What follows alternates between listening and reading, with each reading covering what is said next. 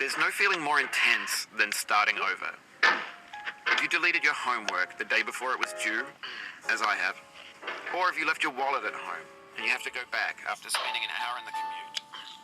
If you won some money at the casino and then put all your winnings on red but it came up black. If you got your best shirt dry cleaned before a wedding and then immediately dropped food on it.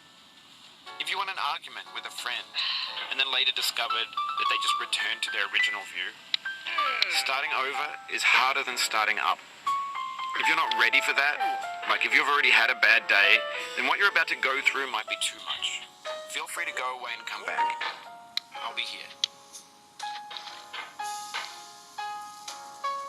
Alright, thanks for coming with me on this trip. I'll understand if you have to take a break at any point. Just find a safe place to stop and quit the game. Don't worry, I'll save your progress, always, even your mistakes. This game is a homage to a free game that came out in 2002, titled Sexy Hiking. The author of that game was Jazzuo, a mysterious Czech designer who was known at the time as the father of B games. And B games are rough assemblages of found objects. Designers slap them together very quickly and freely, and they're often too rough and unfriendly to gain much of a following. They're built more for the joy of building them than as polished products. In a certain way, Sexy Hiking is the perfect embodiment of a B game. It's built almost entirely out of found and recycled parts, and it's one of the most unusual and unfriendly games of its time. In it, your task is simply to drag yourself up a mountain with a hammer. That act of climbing, in the digital world or in real life, has certain essential properties that give the game its flavor. No amount of forward progress is guaranteed. Some cliffs are too sheer or too slippery, and the player is constantly, unremittingly in danger of falling and losing everything. Anyway, when you start Sexy Hiking, you're standing next to this dead tree that blocks the way to the entire rest of the game. It might take you an hour to get over that tree. A lot of people never got past it. You prod and you poke at it, exploring the limits of your reach and your strength, trying to find a way up and over. And there's a sense of truth in that lack of compromise. Most obstacles in video game worlds are fake. You can be completely confident in your ability to get through them once you have the correct method or the correct equipment or just by spending enough time. In that sense, every pixelated obstacle in Sexy Hiking is real. The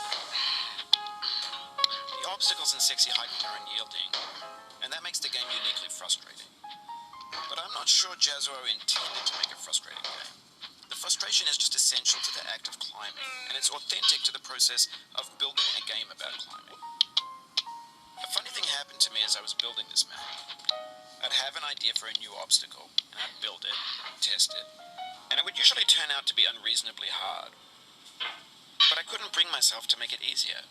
It already felt like my inability to get past the new obstacle was my fault as a player rather than as a builder. Imaginary mountains build themselves from our efforts to climb them, and it's our repeated attempts to reach the summit that turns those mountains into something real. When you're building a video game world, you're building with ideas, and that can be like working with quickset cement. You mold your ideas into a certain shape that can be played with, and in the process of playing with them, they begin to harden and set until they're immutable, like rock. And at that point, you can't change the world. Not without breaking it into pieces and starting fresh with new ideas. For years now, people have been predicting that games would soon be made out of prefabricated objects, bought in a store and assembled into a world. And for the most part, that hasn't happened, because the objects in the stores are trash. I don't mean they look bad or that they're badly made, although a lot of them are. I mean they're trash in the way that food becomes trash as soon as you put it in the sink.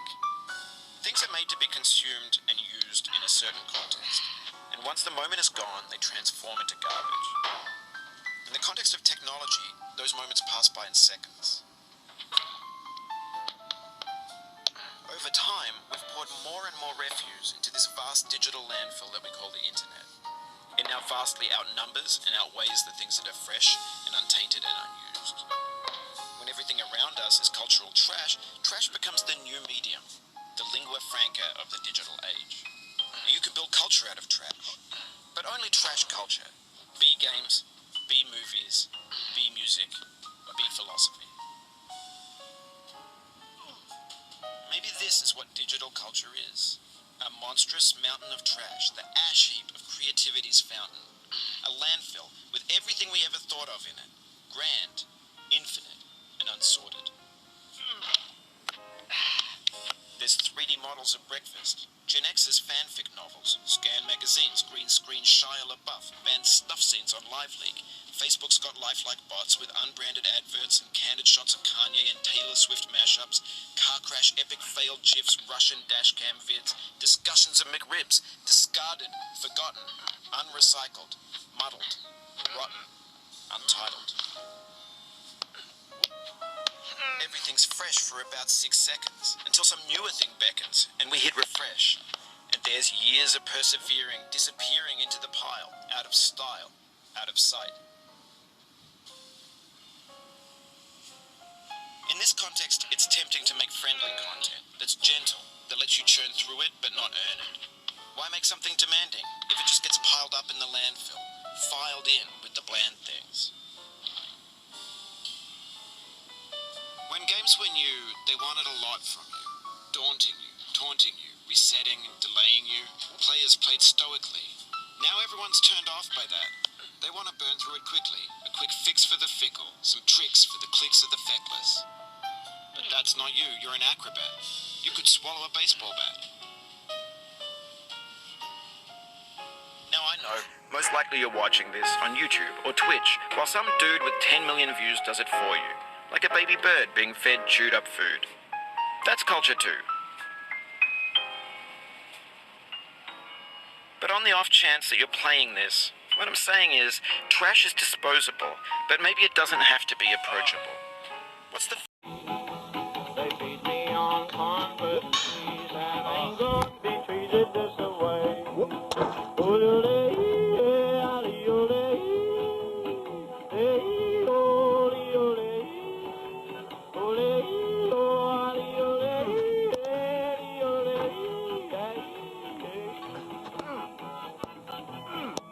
Let's go town, boys. Hey, buddy. Oh, Lord, Lord.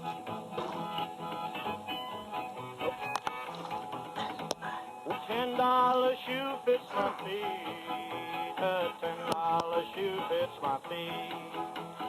$10 shoe fits my feet, and I ain't going to be treated this way. Going where the weather suits my clothes.